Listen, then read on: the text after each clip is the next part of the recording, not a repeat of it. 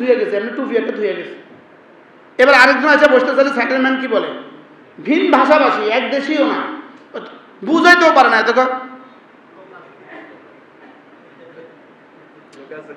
কি আছে বলেন, লোক আছে।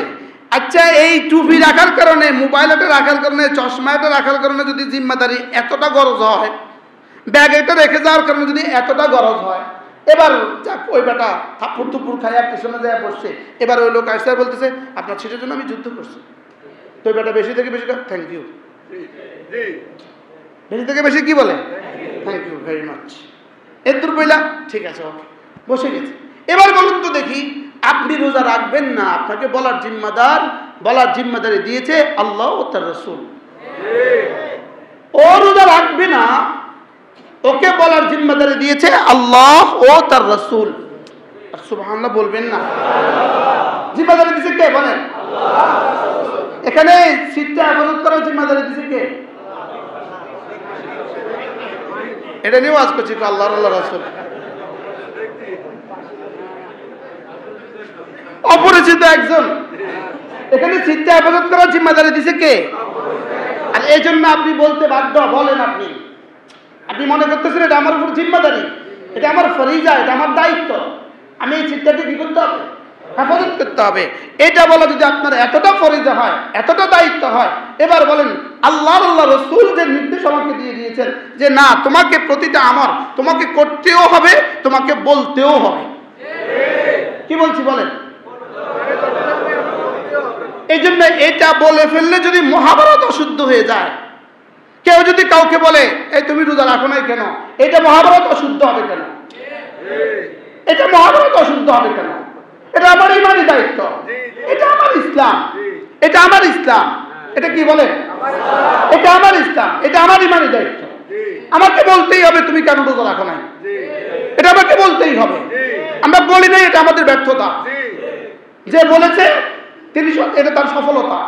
এর পেছনে যদি এখন কেউ লেখালেখি করেন, আপনি কার পক্ষে লিখলেন, কার বিপক্ষে লিখলেন, আপনি রেডি থাকেন হাসরের ময়দানে জবাবদিহির জন্য। কলম একটা আপনার কাছে আছে, মোবাইল একটা আপনার কাছে আছে, ছবি তোলার যোগ্যতা একটা আপনার কাছে আছে, কি ভাই, রিপোর্ট একটা করার যোগ্যতা আপনার কাছে আছে। আপনি আপনি আর কোনো ইস্যু পাইলেন না এই জাতিকে ঠিক করার জন্য? মনে কথা বুঝতে পারলাম না? মনে সাংবাদিকতার মহান পেশায় যারা উজ্জীবিত, আপনি আর কোনো পেশা পাইলেন না, আপনি আর কোনো পয়েন্ট পাইলেন না যে জাতিকে ঠিক করার জন্য আপনার কাছে আর কোনো পয়েন্ট নাই। আমার মনে হয় বুঝেন না, জাতিকে ঠিক করার জন্য আপনার কাছে আর কোনো পয়েন্ট নাই।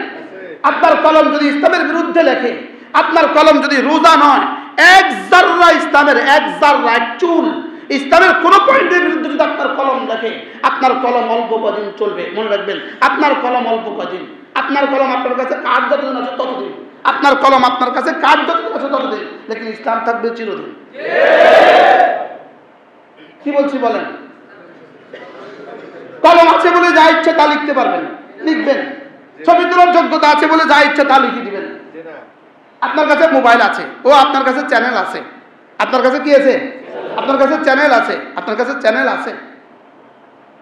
কমন সেন্সকে জিজ্ঞেস করেন, কমন আকলকে জিজ্ঞেস করেন, কমন বিবেককে জিজ্ঞেস করেন। উচিত ছিল এই বাজারের প্রতিটা ব্যবসায়ী সচেতন হবে, প্রতিটা ব্যবসায়ী বলবে আমার দোকান রমজানে খুলবে না, আমি রমজানের দোকান খুলবো না। এটা ছিল প্রতিটা ব্যবসায়ীর উচিত। প্রতিটা চায়ের দোকানদার বলতো আমি এটা করব না। প্রতিটা মুসলমান বলবে আমি খাবো না, খেতে দিব না। উচিত ছিল কিনা বলেন? কি ছিল উচিত? আমি খাবো না। যে দোকানদার গুলো মনে করছেন আপনি লাল কাপড় টাঙ্গিয়ে ভিতরে খাওয়াবেন, আপনি অপেক্ষা করেন, আপনার ইমানে যেমন লাল, আপনি দোকানে লাল কাপড় লাগিয়েছেন, আপনার ইমানে আপনি লাল কাপড় টাঙ্গিয়েছেন। আর আপনি ভাইবেন না আপনি অনেক বড় লোক হয়ে যাবেন, আপনি এটা ভাইবেন না। আপনি অপেক্ষায় থাকেন রব্বে কারীমের সাথে যুদ্ধের জন্য, মালিকের সাথে যুদ্ধের জন্য আপনি অপেক্ষায় থাকেন। ইয়া আইয়ুহাল্লাযীনা আমানু, আপনি যদি কালেমা ওয়ালা হন, আপনার উপরে রোজা রাখাও ফরজ, আপনার উপরে রোজা রাখার জন্য বলাও ফরজ। রোজা কেউ রাখবে না তাকে বাধা দেওয়া আপনার উপরে ফরজ। এটা ইসলাম। এটা কি বলেন? এটা ইসলাম। এখন লিখবেন সাংবাদিক, আপনি লিখবেন আপনি সাংবাদিক, আপনি মহান সাংবাদিক, আপনি এখন লিখবেন মোশতাক সাহেব এই ওয়াজ করেছে, মোশতাক সাহেব এই বক্তব্য দিয়েছে, আপনি লিখবেন, লিখতেই পারবেন। জীবনের পেছনেও অনেক লিখছে, সামনেও অনেক লিখবে, লেকিন আখিরাত অনন্ত। আখিরাত কি? আখিরাত অনন্ত। এখন আখিরাত চিরসত্য। ওমা ইয়ালফিযু মিন কাওলিন ইল্লা লাদাইহি রাকীবুন আতীদ। যেটা পারবেন, যেটা মুখে আসবে সেটাই লিখে দিবেন, যেটা চাইবেন সেটাই লিখে দিবেন। এখানে কোনো বিধি নিষেধ নাই, এখানে কোনো বিধি নিষেধ নাই। ইসলামের বিরুদ্ধে আপনার কলম উঠে কিভাবে? ইসলামের এক জাররার বিরুদ্ধে আপনার কলম উঠে কিভাবে? আপনি ইসলামের বিরুদ্ধে লিখবেন কিভাবে? আপনার তো উচিত ছিল এটাকে সুন্দর করে প্রকাশ করা, আপনার উচিত ছিল এটাকে সুন্দর করে প্রকাশ করা। কোন হিন্দুকে রোজা রাখতে বলবে কেন? কোন হিন্দুকে রোজা রাখতে বলছে কে? কোন হিন্দুকে রোজা রাখতে বলবে কেন? এটা পুরো পৃথিবীর মিডিয়া বলতে হবে কেন? হিন্দুকে রোজা রাখতে, সনাতন ধর্মীদেরকে রোজা রাখতে বাধ্য করা হচ্ছে। কোথায় কাকে রোজা রাখতে বাধ্য করা হয়েছে? কোন হিন্দুকে রোজা রাখতে বাধ্য করা হয়েছে? তার ঈমান নাই, তার রোজা কিসের আবার?